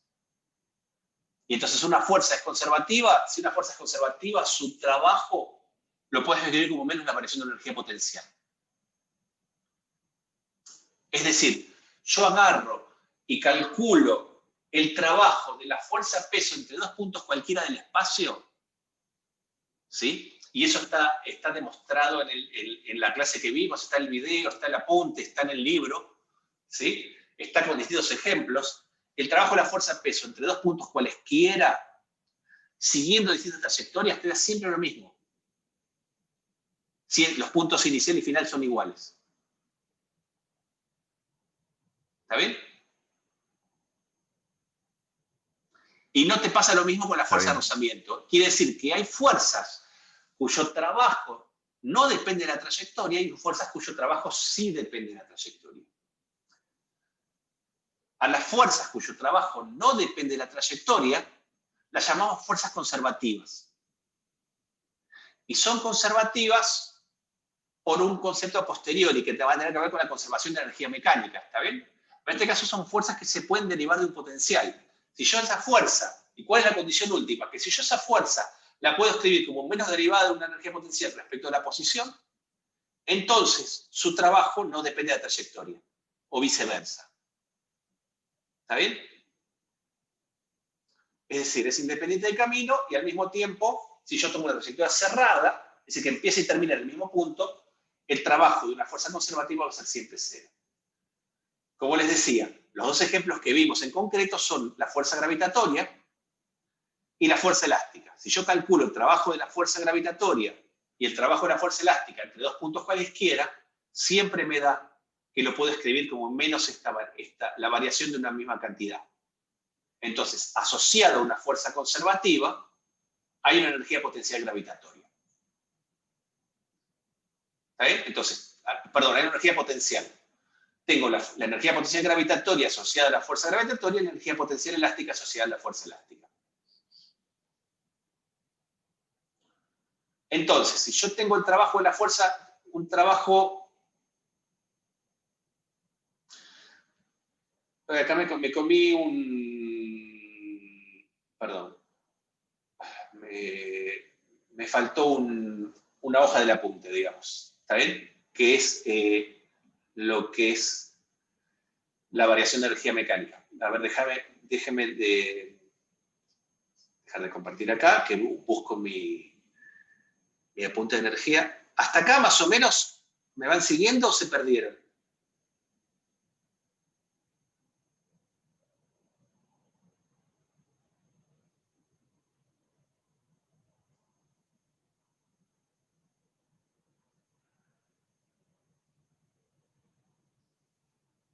¿Se perdieron entonces? No, ahí estamos diciendo por el chat que vamos bien. Ok, justo no estaba viendo el chat. Ahora estoy mostrando el resumen de trabajo de energía. ¿Están viendo esta página donde dice resumiendo esto que está acá? Sí, sí. Sí, se ve. Muy bien. Entonces, yo tengo esta que está acá, ¿sí? De vuelta. Mi punto de partida es que el trabajo de la fuerza resultante entre dos puntos de una trayectoria es la variación de energía cinética. ¿Sí? Entonces, supongamos que esa fuerza resultante está compuesta por 4 fuerzas. Esas 4 fuerzas las llamo F1, F2, F3, F4. Supongamos que F1 y F2 son conservativas y F3 y F4 son no conservativas. ¿Está bien? Si F1 es conservativa, ¿qué puedo decir de F1? Que el trabajo de F1 lo puedo escribir de qué manera.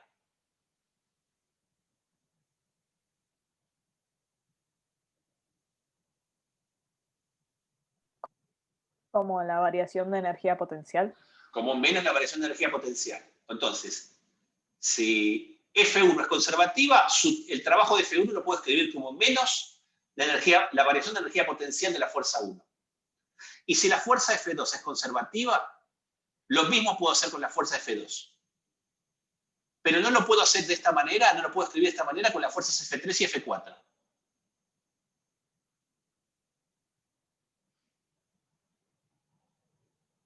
¿Hasta acá me siguen? Sí. Catalina, vos que me dijiste que vaya más lento y que querías ver esto en detalle, ¿hasta acá me estás siguiendo o te perdiste un poco? No, sí, hasta acá iba bien. ¿Está bien? Perfecto. Entonces, si yo ahora digo, bueno, vos que sos conservativa, tu trabajo lo escribo de esta manera. ¿Está bien? Es decir, que el trabajo de cada una de estas, bueno, este trabajo lo escribo acá de esta manera. Y este trabajo lo escribo acá de esta manera. ¿Está bien? Entonces, cuando yo lo meto acá, fíjense que cuando yo sumo estas dos cosas, yo puedo decir que la variación de las energías, estas potenciales, la suma de estas dos energías potenciales particulares es mi energía potencial total. ¿Está bien? UF es la suma de 1F más 1,2F. Es decir, que el trabajo de estas fuerzas conservativas lo puedo escribir como menos la variación de la energía potencial. ¿Sí? Donde la energía potencial es la suma de las energías potenciales. Si yo esto lo escribo acá, y esta suma de trabajo lo meto acá en el trabajo de la fuerza resultante, ¿sí? Entonces me resulta que el trabajo de las fuerzas conservativas lo puedo expresar como menos la variación de energía potencial. Entonces, esta expresión que es mi punto de partida, que es el trabajo de la fuerza resultante, lo escribo como el trabajo de las fuerzas conservativas más el trabajo de las no conservativas, el trabajo de las conservativas lo escribo como menos la variación de energía potencial. Y menos la variación de energía potencial más el trabajo de las no conservativas tiene que ser igual a la variación de energía cinética. Si yo ahora paso la energía potencial, la variación de energía potencial la paso sumando, entonces lo que me queda acá es que el trabajo de las fuerzas no conservativas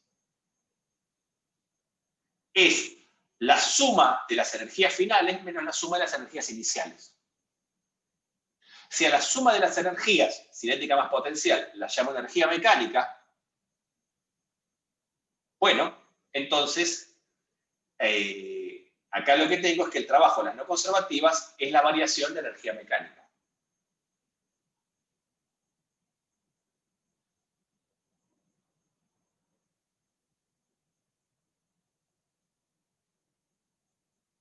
¿Sí? Es decir, que clasificando las fuerzas en conservativas y no conservativas, yo puedo pasar de esta expresión que me dice que el trabajo de la fuerza resultante es variación de energía cinética, a esta otra expresión que es que variación de las fuerzas no conservativas es la variación de energía mecánica.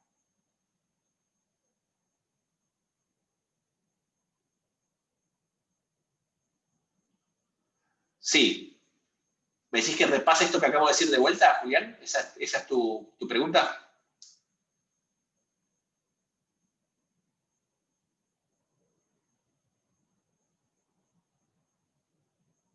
Ok, perfecto.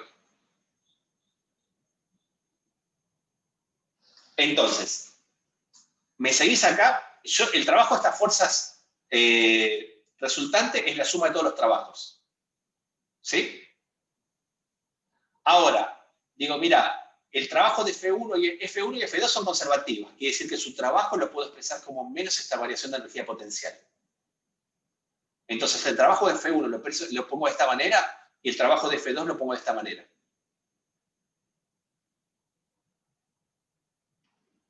Si yo ahora agrupo estas dos cosas, ¿está bien? Me queda que la suma de estos trabajos, de las conservativas, me queda menos la energía potencial final menos la energía potencial inicial. ¿Está bien? Entonces, la energía potencial final es la suma de la energía potencial de 1 más la energía potencial de 2. Estas dos lo meto acá y agrupo esta con esta y esta con esta. ¿Hasta ahí me seguís, Julián? Ok, si hago eso, ¿está bien? Entonces, la suma de F1 más F2 la puedo expresar como menos la variación de energía potencial. ¿Está bien? Que es esto que está acá. La suma de F1 más F2 me queda expresado como menos la variación de energía potencial. Y la suma de F3 más F4 lo llamo el trabajo de las fuerzas no conservativas. ¿Está bien? Su trabajo lo tendré que calcular explícitamente. Es decir, que de esto que tengo acá, este trabajo es la suma de estos 4, la suma de las dos primeras es la variación de energía potencial, la suma de las dos segundas la llamo el trabajo de las no conservativas. Es decir, que paso de acá, con esta clasificación, a esto que está acá.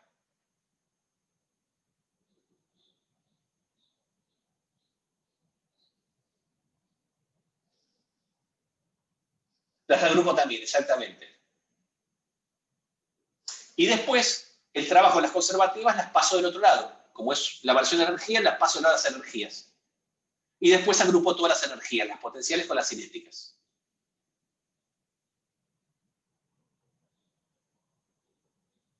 ¿Sí?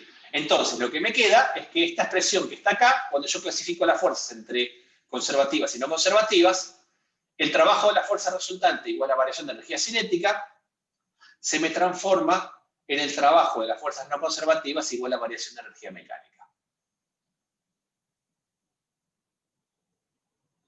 De manera que yo puedo pensar que si las fuerzas no conservativas, no tengo fuerzas no conservativas, o no realizan trabajo, es decir, ya sea por ausencia o porque no realizan trabajo, el trabajo de las fuerzas no conservativas es 0, en ese caso decimos que la variación de energía mecánica es 0 y la energía mecánica se conserva. ¿Sí?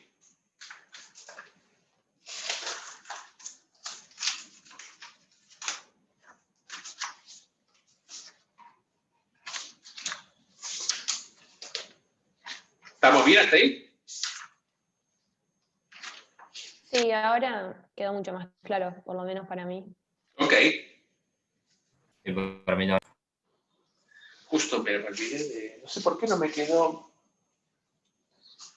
Claro, me olvidé no. ¿Estamos bien hasta acá entonces? Sí. Muy bien.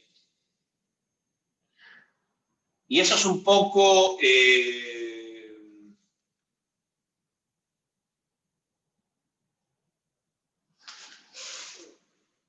me faltó una hoja en el resumen, no importa.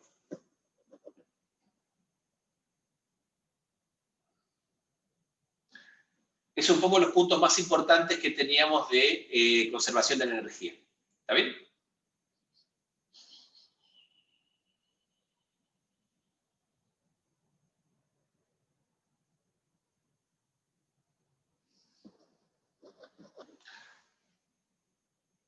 Muy bien. El último tema que vimos de mecánica es el tema de también otra versión integral de la segunda ley de Newton, pero en vez de integrar en la posición, integramos en el tiempo.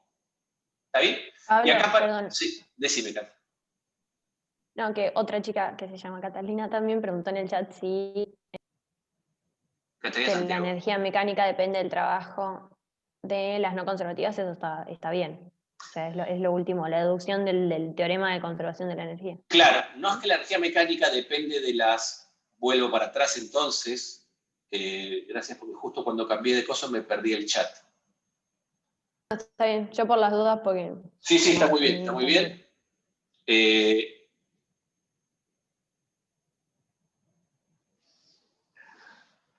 Entonces voy acá.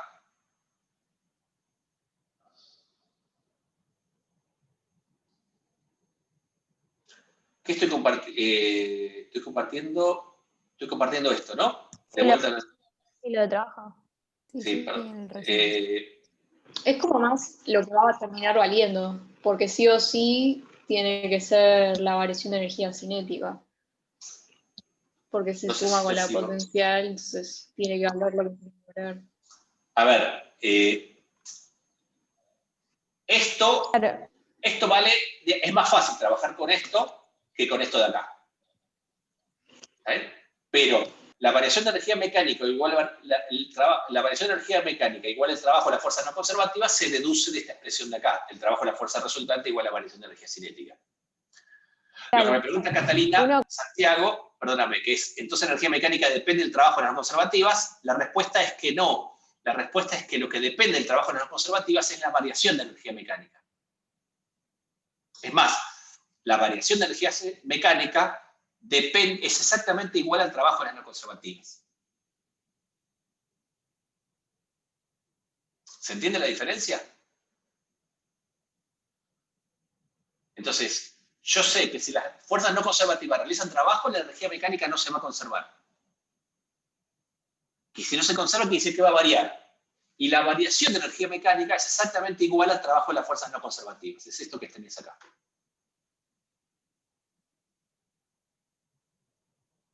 Claro. ¿Estamos bien? Como que esta es la mejor manera que encontramos de aproximar el trabajo que hacen las fuerzas no conservativas. Bueno, el trabajo de las fuerzas no conservativas vos lo podés calcular explícitamente, si querés. ¿Está bien? Esto no es una relación tanto como para calcular el trabajo de las no conservativas, que lo podrías hacer, ¿está bien? De esta manera, calculando la variación de energía mecánica, sino que cuando lo otro poderoso es el ejemplo que vimos, por ejemplo, acá, que si vos tenés un problema en el cual vos sabés que las fuerzas no conservativas no realizan trabajo, entonces el problema se va a mover de manera tal que la variación de energía mecánica tiene que ser 0. ¿Está bien? ¿Qué quiere decir eso? Que la energía mecánica se va a conservar. Entonces, si vos, por ejemplo, acá tenés solo energía cinética y energía potencial gravitatoria, sabés que cuando gane velocidad va a perder altura y viceversa. Pero además sabés una relación explícita, ¿está bien? que es que lo que gana de velocidad, o sea, lo que pierde de energía potencial gravitatoria, lo que pierde de MGH, es lo que gana de un medio de masa por la velocidad al cuadrado. ¿Está bien? O sea, se va a mover de manera tal que si la energía potencial gravitatoria se redujo a la mitad, es porque la energía cinética tiene que haber aumentado en esa misma cantidad. ¿Está bien? Y eso lo habíamos visto también en el problema de la caída libre, que era un problema muy sencillo de ver esto. O sea, lo que te da esto es la posibilidad de escribir un movimiento a partir de la conservación de energía.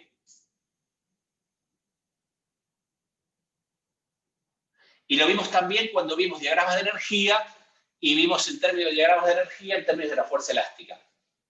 ¿Se acuerdan que veíamos la energía potencial elástica en una parábola y podíamos entender el movimiento del resorte a partir de la suma de las energías potencial elástica más cinética?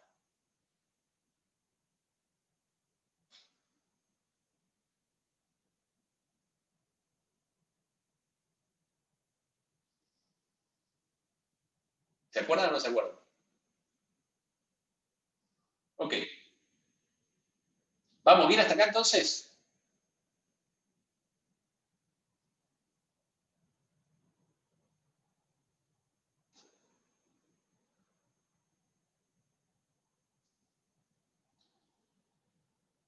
Sí, sí. Muy bien, entonces, lo último que vimos en relación a la mecánica del punto es el teorema de conservación de la cantidad de movimiento, ¿está bien? O del momento lineal, en el cual básicamente decimos, bueno, si yo tengo la segunda ley de Newton, la fuerza resultante igual a masa por aceleración, y yo expreso la aceleración como la derivada de la velocidad respecto al tiempo, si la masa es constante, yo esta derivada la puedo sacar afuera, al producto de B por B lo llamamos momento lineal, y entonces podíamos expresar la segunda ley de Newton diciendo que la suma de fuerzas sobre un cuerpo es la derivada temporal del momento lineal. Si yo integro esta ecuación, a esta integral de la fuerza resultante en un intervalo de tiempo la llamamos el impulso de la fuerza, y me queda que el impulso de la fuerza era igual a la variación del momento lineal, que es una versión integral de la segunda ley de Newton. ¿Está bien? Ahora, lo interesante de acá es cuando teníamos un sistema de partículas, un sistema de, por ejemplo, 2 partículas, y queríamos estudiar, acá tengo 3, pero voy a estudiar estas 2, el sistema AB, ¿está bien? Llamamos fuerzas internas aquellas fuerzas cuyos pares de interacción están adentro del sistema, es decir, si yo estudio mi sistema que tengo en este envoltorio, este sistema de dos partículas tiene 4 fuerzas, FAB y FBA, que son las fuerzas que se hacen entre ellos, son las fuerzas internas, y FBC y FAC son las fuerzas que sienten A y B debido a C, o sea, son las fuerzas externas. ¿Está bien? Entonces, si hago esa clasificación entre fuerzas internas y fuerzas externas, ¿está bien? Entonces, si yo escribo las ecuaciones de Newton para cada uno de los cuerpos y las sumo, yo puedo pensar este conjunto de sistema, este conjunto de 2 partículas, o lo puedo generalizar en partículas, diciendo que la sumatoria de fuerzas externas sobre mi sistema es igual a la medida temporal del impulso lineal total, ¿está bien? O del momento lineal total. Es decir, que si mi sistema está aislado, es decir, que si la sumatoria de fuerzas externas es 0, entonces mi sistema se comporta de manera tal que el momento lineal se conserva. ¿Sí? Es decir, que si no, y esto era especialmente útil para problemas de colisiones. Es decir, que si yo tengo 2 partículas que vienen con una cierta velocidad, esas 2 partículas están aisladas del mundo exterior, que dice que no interactúan con nadie más. ¿Está bien? Y en un dado intervalo de tiempo interactúan entre ellas y salen con otras velocidades, como fruto solamente de la interacción entre ellas, como la interacción entre ellas es una fuerza interna, lo que me dice esto es que si bien yo puedo no conocer cómo es el valor de esa fuerza, yo ya sé que si esa es una fuerza interna, ¿está bien? La variación de momento lineal que tiene la partícula 1 va a ser igual a la que tenga la partícula 2 cambiada de signo.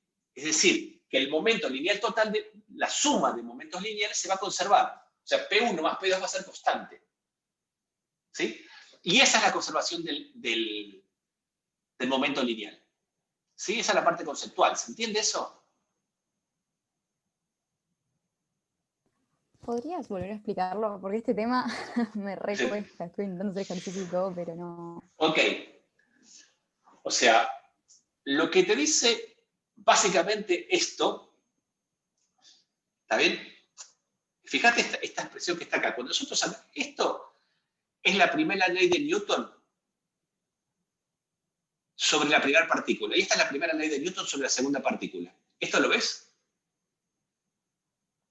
¿Entendés la segunda? Esto es igual poner la diferencia, poner esto de este lado, dA de t del impulso lineal de A, es lo mismo que decir masa por aceleración, por esto que estaba acá arriba. Porque masa por aceleración es dA de t del impulso lineal, del momento lineal. ¿Esto lo ves acá, Nicole? Sí, sí.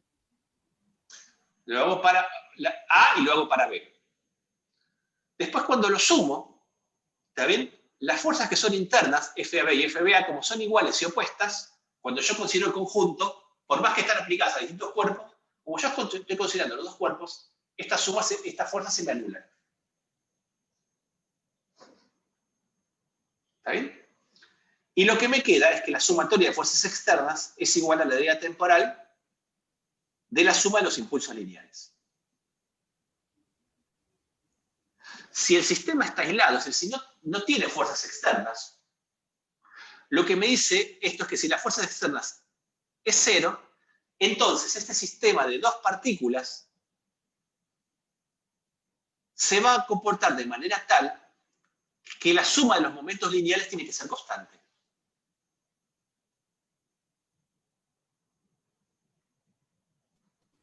Ok, hasta acá voy bien. ¿Está bien?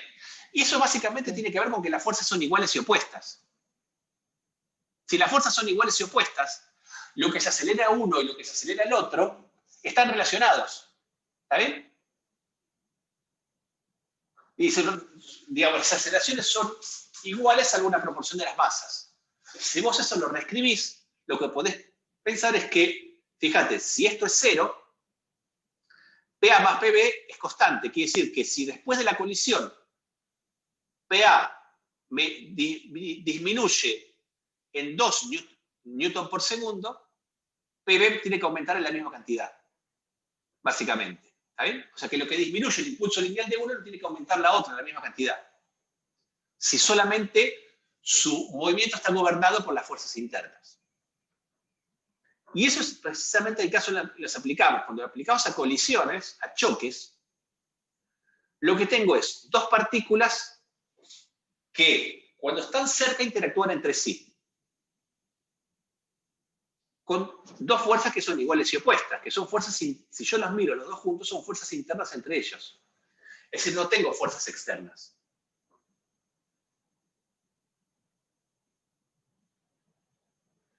Entonces, lo que me dice esto es que quizás yo no sé cuánto vale esa fuerza, pero lo que sí sé, ¿está bien?, es que si esas partículas venían con cierto momento lineal y no tengo fuerzas externas, la suma vectorial de esos momentos lineales se tiene que mantener constante.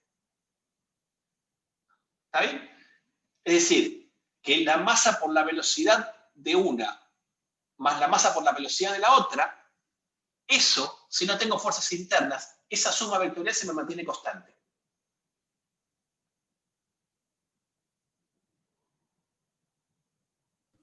¿Sí? Y el ejemplo claro era el del... ¿te acordás el ejemplo del disparo del rifle que vimos que estaba en el libro, que la vimos en la clase teórica? Sí.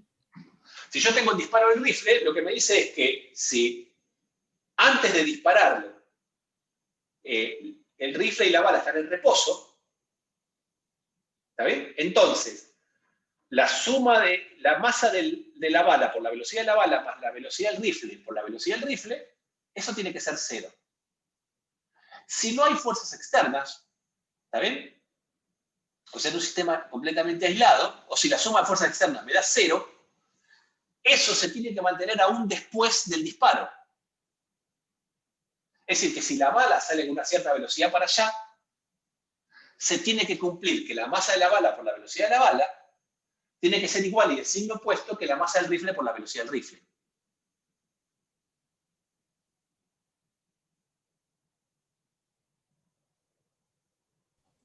Ok, ahora va mejor.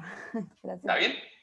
Y eso es consecuencia simplemente de que si las fuerzas son internas, las fuerzas son iguales y opuestas. Claro. Y Por lo eso tanto, quiere M1 decir por que A1 es igual a M2 por entonces A2. toda Sí, la perdón. energía interna es- Claro. ¿Cómo? Claro, y eso quiere decir que toda la energía interna. Perdón. No estamos hablando de Eso energía. quiere ¿eh? decir que la energía interna del. No. No, Ok. no quiere decir nada. Pero De hecho, si hago eso es un una problema. Si yo hablo solo de neutra- energía mecánica, ahí es un problema que se crea energía. Porque la energía interna al principio es cero y la energía interna después no es cero. ¿Está bien? Ok. Ahora, si yo hago una definición más grande de energía, vos lo que tenés es que vos tenés energía química almacenada en los enlaces del material explosivo y que cuando vos lo haces detonar, Ajá. esa energía química se transforma en energía cinética. Claro. ¿Está bien? Es decir, que si yo hago una definición más global de la energía, entonces la energía se va a seguir conservando. ¿Está bien? Ahora, en términos mecánicos, nosotros solamente miramos energías mecánicas, energías que tengan que ver con el movimiento. Vamos a ver en termodinámica, que es justamente el primer principio de termodinámica, que ustedes seguro si usaron química lo vieron, es que si yo ahora incorporamos procesos de intercambio de calor, el primer principio de termodinámica me dice que la conservación de energía es un proceso mucho más general. ¿Está bien?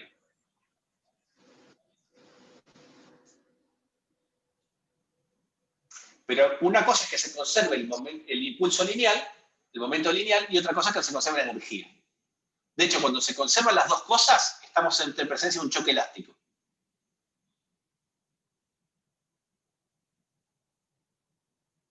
¿Sí? Y si no se conserva la energía, decimos que es un choque plástico. Y en particular, cuando después del choque los cuerpos se quedan pegados, decimos que es un choque totalmente plástico o totalmente inelástico. Pregunta, Pablo. Decime, Rodrigo.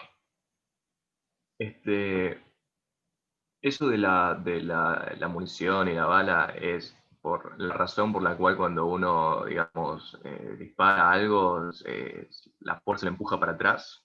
Claro, exactamente. Sí, exactamente. Esa es la conservación del impulso lineal.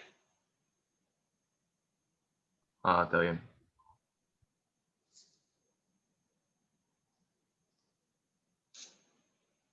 ¿Está bien? Y es lo que usan, básicamente es también lo que usan, no dice acá por su problema de masa variable, pero está en el libro, es el principio que usan los cohetes para moverse, o lo que si uno quiere moverse en el espacio.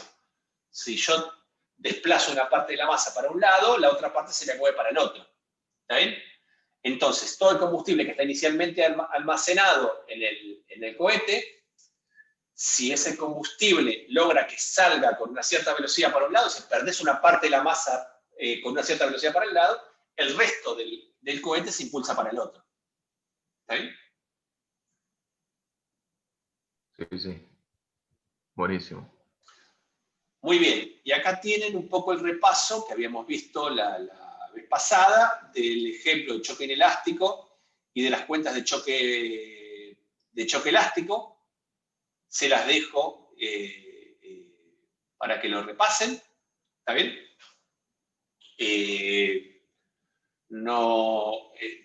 Un poco ya son casi 11:05, así que prefiero terminar la clase acá. Si quieren, en la clase que viene seguimos el repaso, hacemos un poquito de repaso, nos quedó pendiente lo de fluidos, hidrostática y hidrodinámica. Si quieren la clase que viene al principio hacemos un repaso de hidrostática y hidrodinámica y bueno, y me van preguntando lo que quieran, ¿está bien? Una consulta, Pablo. ¿Podemos la clase que viene ver un poco lo de centro de masa? Porque al hacer problemas me di cuenta que no lo había entendido o no sé Perfecto. cómo Sí, a mí me pasó abordarlo. lo mismo. Dale, perfecto. Me parece bien. Gracias. Sí, porque hay varios problemas y no sé, tengo como un lío ahí de fórmulas y planteos de ecuaciones que no. Dale, perfecto. Entonces hacemos un poco de centro de masa y de... repasamos la parte de fluidos. ¿Está bien? Pablo, Sí, muchas ¿hay, gracias.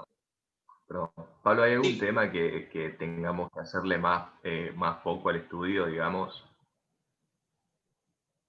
Y, qué sé yo, todos un poco, ¿no? Pero hay temas que son muy importantes, qué sé yo, el trabajo de energía son importantes, digamos, ¿está bien? En general, típicamente en el parcial, cinemática y dinámica se toman en un ejercicio combinado, ¿sí? A veces se vincula trabajo y energía con conservación del impulso lineal, como por ejemplo con el problema del péndulo balístico. ¿Sí?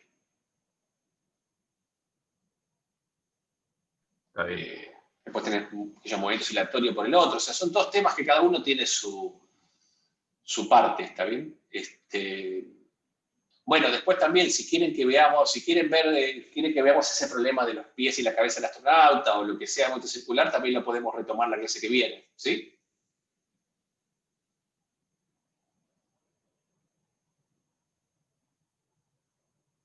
Sí, sí.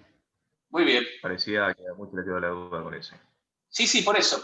Yo, digamos, si quieren me lo comentan bien o lo vemos, alguien quiere compartir pantalla y lo vemos y vemos bien el contexto en el que charlamos, ¿está bien? Pero lo podemos ver explícitamente ese problema. También podemos ver el movimiento relativo, podemos ver lo que quieran. También van a tener la clase de repaso y de consulta en la práctica, ¿está bien? Así que bueno, el jueves que viene seguimos con eso, ¿está bien?